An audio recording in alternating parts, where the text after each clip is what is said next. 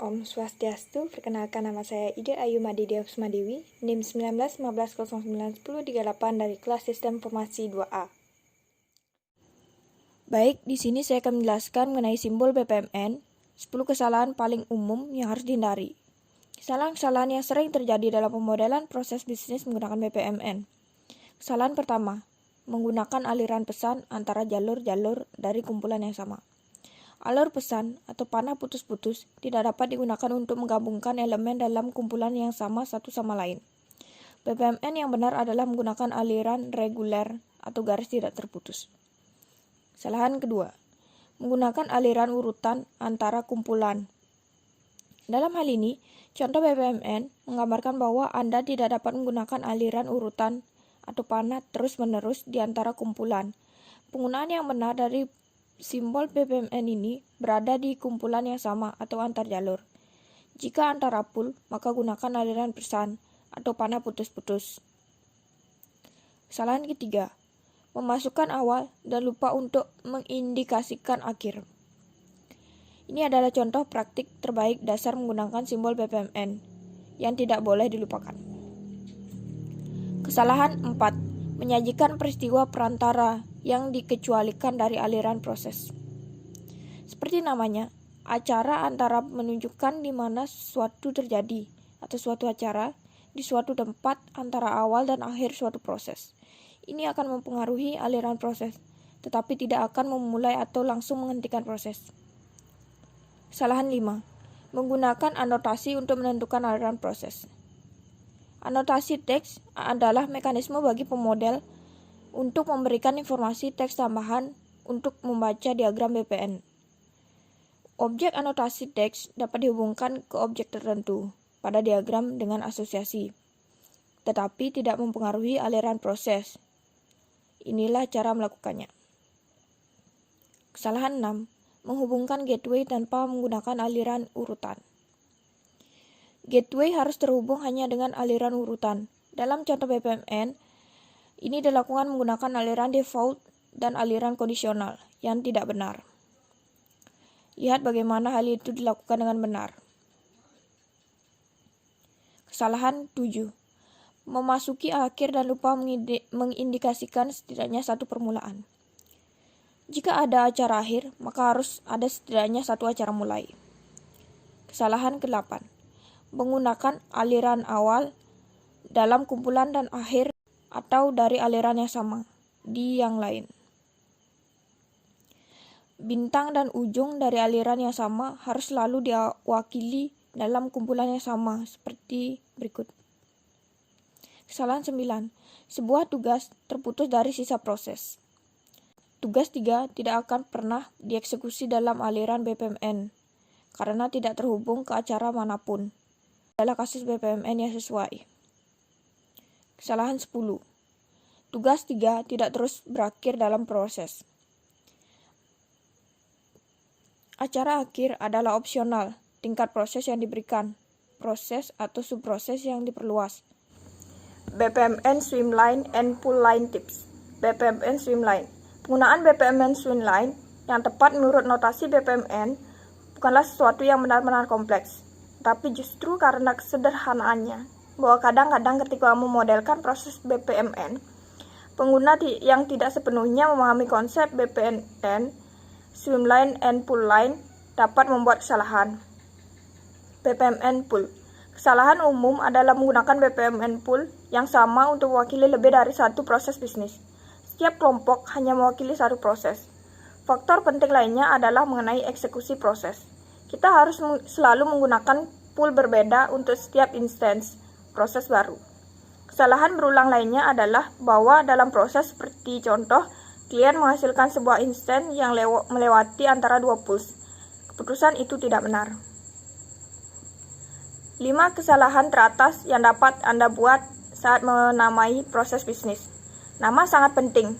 Tanpa nama, komunikasi menjadi lebih sulit, kejelasan hilang, dan kebingungan muncul. Memberi nama proses bisnis. 5 kesalahan umum. Nama itu tidak ada artinya. Nama yang mudah dipahami harus menggambarkan tujuan dari proses yang disebutkan. Atau jika itu adalah tugas, menggambarkan hasil dari menyelesaikan tugas. nama terlalu panjang atau terlalu pendek. Aturan umum untuk penamaan proses bisnis yang efektif adalah bahwa satu kata mungkin tidak cukup, tetapi lebih dari 3 atau 4 mungkin terlalu banyak. Nama tidak konsisten. Penting untuk menjaga konsistensi dalam model proses bisnis tertentu. Jika jenis proses atau tugas yang sama muncul lebih dari satu. Nama terlalu samar.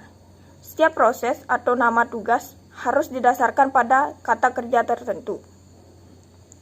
Nama diputuskan oleh satu orang. Memutuskan nama secara kolaboratif, memastikan tim sepakat tentang apa tujuan akhir dari setiap proses dan tugas sebenarnya. Cara menghindari 10 kesalahan terbesar dalam pemodelan proses. Kesalahan berikut ini menjelaskan apa yang saya anggap sebagai 10 kesalahan paling umum dalam pemodelan proses. 1. Kegagalan untuk memahami pemodelan sebagai alat komunikasi. 2 pencegahan terbesar untuk komunikasi yang efektif adalah 1. Terlalu banyak informasi. Informasi yang sudah diketahui oleh pemain baru atau informasi yang tidak relevan dalam tugas tertentu.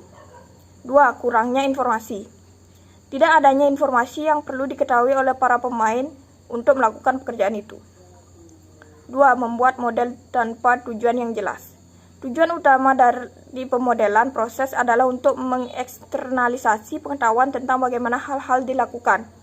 Menjadikan pengetahuan itu tersedia untuk tujuan tertentu termasuk tetapi tidak terbatas pada standarisasi, diagnosa, dan perbaikan. Menggunakan notasi yang sama terlepas dari target pengguna. Perlu dicatat bahwa tingkat detail yang diadopsi harus sesuai dengan tujuan pemodelan. Jadi, pemodelan untuk manajemen biaya misalnya akan berbeda dengan pemodelan untuk standarisasi dalam hal audiens target. Atribut proses, tingkat detail kegiatan, dan prosedur untuk beberapa nama. Tidak menetapkan harapan yang masuk akal mengenai tujuan pemodelan. Pemodelan proses sebagai tujuan itu sendiri tidak akan menghasilkan manfaat yang terukur bagi organisasinya. Hanya jika ketika model proses distandarisasi dan diimplementasikan, manfaat terukur akan tercapai. Harus dibuat jelas apa yang diharapkan dari masing-masing dari beberapa inisiatif. Pemodelan tanpa konteks yang jelas untuk proses komunikasi. Pemodelan proses membutuhkan definisi dalam 3 fase. Setiap fase membangun konteks komunikasi untuk tahap selanjutnya. Fase-fase itu adalah identifikasi pertama. Level ini mendefinisikan nama proses. Karakterisasi kedua. Tingkat ini menggambarkan apa yang telah dilakukan proses. Tingkat 3 deskripsi. Yang keenam, tidak mengidentifikasi dan mengatur bagian-bagian proses sebelum pemodelan. Strategi deskripsi proses harus mempertimbangkan persyaratan komunikasi baik untuk pemodel dan pengguna dan kompleksitas proses. Tidak menetapkan tingkat detail yang sesuai untuk tujuan model. Seperti yang dinyatakan sebelumnya, tujuan proses pemodelan adalah untuk mentransfer kemampuan untuk melakukan dari beberapa pelaku proses lainnya. Kedelapan, tidak mengevaluasi dengan benar kapasitas transmisi pengetahuan dari model yang dikembangkan. Setelah dimodelkan, proses dikirim ke sumber informasi spesialis proses untuk validasi. Kelebihan informasi ditoleransi karena spesialis memiliki pengetahuan sebelumnya tentang segala sesuatu didokumentasikan. 9. Penerimaan yang membingungkan dari model dengan adopsi model atau dokumentasi proses yang membingungkan dengan penetapan standar proses. Banyak inisiatif pemodelan proses berakhir pada portal proses tanpa memberikan pelatihan dan dukungan yang diperlukan untuk kemungkinan para pelaku untuk melaksanakan proses. 10. Termasuk semua informasi diperlukan untuk membantu proses prosedur pelaksanaan. Jumlah informasi yang tepat dalam konteks yang ditentukan dengan akses langsung ke poin yang diinginkan adalah apa yang membuat model proses berguna dan relevan. Baik, sekian yang dapat saya sampaikan. Saya tutup dengan Parama Santi. Om Santi Santi Santi Om.